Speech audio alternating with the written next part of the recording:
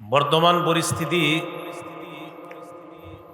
এর মানে হলো সারা পৃথিবীতে মুসলমানদের মাজলুমানা একটা অবস্থা, নির্যাতিত নিপীড়িত মুসলমান যারা আছে তাদের পক্ষে যদিও আমরা কথা বলতে পারতেছি, কিন্তু তাদের জন্য সশরীরে তেমন কিছু আমরা করার ইচ্ছা থাকলেও করতে পারছি না। মুসলমানরা একসময় 800 বছর রাজত্ব করা জাতি, তাদের বিপর্যয় কেন হলো?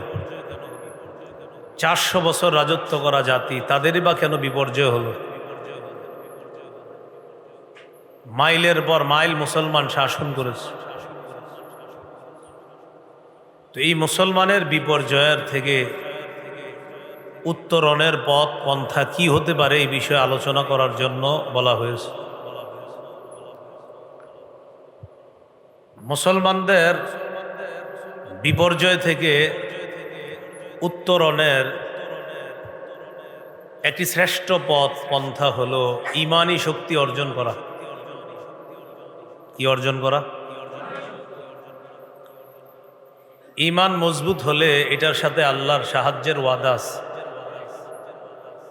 ঈমান যদি মজবুত হয়, ওই ঈমানদারদেরকে সাহায্য করার ওয়াদা আছে আল্লাহ।